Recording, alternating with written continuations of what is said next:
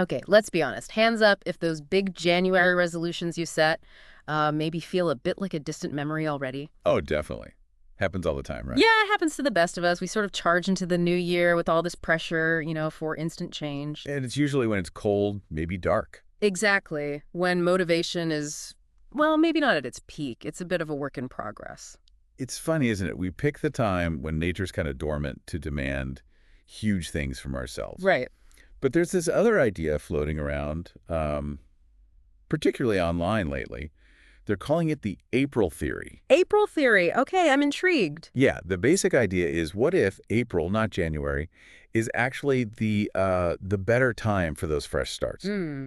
Think of it like spring cleaning, but for your life. Yeah. Like you declutter the house when the weather gets nicer. Spring cleaning for life. I like that. So it's not about ditching goals entirely, but maybe shifting the timing. Pretty much. It's about rescheduling them, finding a better fit. Okay, so why April specifically? What's the thinking there? Well, the core of it, the April theory, is really about lining up our own rhythms with what's happening in the natural world. Makes sense. There's a quote from Dr. Marin Piccolo at Harvard University. She said something like, "It's fascinating to think of April as the new January." Uh-huh. She pointed out that, January is often cold and the weather doesn't necessarily support many people's New Year's resolutions. That's definitely true for me. Right.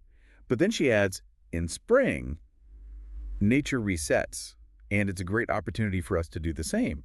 It's tapping into that feeling of renewal. That really clicks. I always feel, a bit of a lift when the days start getting longer, more sunshine. It feels Yeah. like everything's waking up. And yeah, you kind of feel that pull yourself. So the first big idea here is just the actual power of springtime itself. Exactly. And, if you look at the science behind it, it makes even more sense. Oh, okay. Like Yeah. biologically. Yeah. Dr. Lakita Carter, she's a licensed psychologist. She explains that the longer daylight hours we get in spring actually help our bodies produce more serotonin. Ah, serotonin, the mood booster. Precisely. It's a key neurotransmitter, plays a huge role in regulating our mood. And it's really interesting how that natural biological shift can directly affect our motivation, our ability to stick with things. Compared to those often gray, gloomy January days. Totally. You're fighting less of an uphill battle, biologically speaking. So it's not just a vibe, it's actual brain chemistry working in our favor instead of trying to reinvent ourselves while maybe dealing with winter blues. Right. April gives us a more naturally positive baseline to start from. That makes a lot of sense. And think about the practical side, too. January, we're maybe still recovering from the holidays, feeling a bit wiped out. Yeah, often cooped up inside. Exactly. Whereas April often comes with more desire to just get outside, move around, engage with the world. True, you just feel more like doing things. And that shift in activity alone can do wonders for your mental state, your physical well-being. Yeah. It just creates like a better environment for growth. Yeah. Actually, there was a study, I think from 2024, that found college students reported better moods, better psychological well-being, even better academic performance in the spring. Wow. Okay. So nature's definitely giving us a boost in April. That's Yeah. a strong case. Mhm. So the second big insight then, is it also about escaping that pressure cooker feeling of January 1st? Oh, absolutely. That's a huge part of it.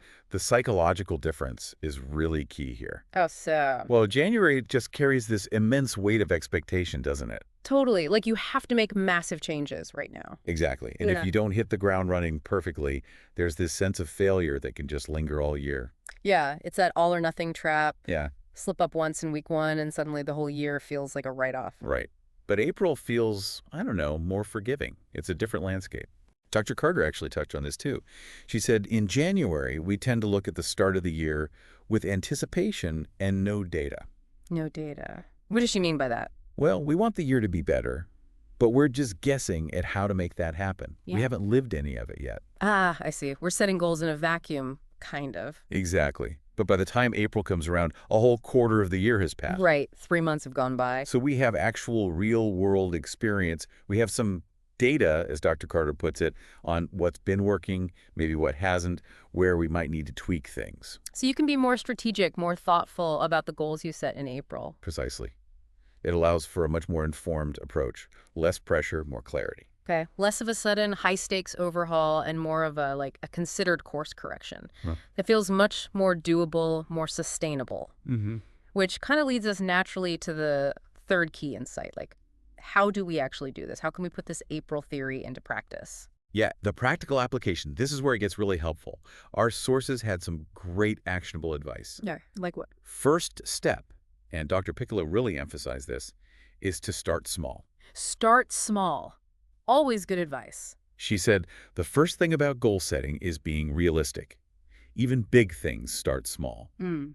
And then crucially, set small goals so you can experience the reward of achieving them. Ah, building momentum. Those little wins really fuel you, don't they? They absolutely do. It makes the whole process less intimidating. Okay, start small. What else? The second tip is about building routines. But, and this is important, with some flexibility built in. Routines, but not rigid ones. Exactly. Dr. Carter gave a good example. If you want to write a book, you have to set yourself up with writing time and consistently stick to your plan. Right. She points out, writing when you get the time will not work because something will always pop up. Guilty as charged. Something always pops up. We all know that feeling. So the idea is to create a supportive structure, but one that doesn't completely fall apart if life throws you a curveball. Find that balance. Okay, consistency with wiggle room. Got it. Any other tips? Yes, one more really useful one. Think in seasons, not just years. Oh, interesting. Like quarterly goals. Exactly that. Dr. Carter suggests breaking down those massive annual resolutions. She advises, don't think about what you want to have accomplished by the end of 2025. Which can feel totally overwhelming. Right. Instead, she says, think of what you want to accomplish by the end of June. Breaking it down into shorter sprints, like mini deadlines throughout the year. Precisely. It makes those big dreams feel much less daunting, much more within reach. It probably helps keep motivation higher, too. Yeah, I can definitely see that. Okay, so wrapping this up then. The main idea of the April theory is basically that spring offers a more supportive, less pressured time to work on our goals. That's the core of it, yeah. You've got the natural energy of the season, you've had some time to reflect on the year so far, and you focus on smaller, achievable steps. It just makes change feel more possible. And maybe even more exciting. Less like a chore. Exactly. Less guilt, less pressure, more alignment with, the natural flow of things. It's like giving ourselves permission to hit reset when it actually feels right, not just when the calendar tells us to. Well put. Which kind of leaves us with a thought to ponder, doesn't it? Yeah. Maybe ask yourself, what's one small step you could take this week, really embracing this spring feeling, this season of renewal? What small step towards something you genuinely want to achieve? That's a great question to leave people with. Fantastic food for thought. Follow for more wisdom on navigating life's currents and unlocking your potential.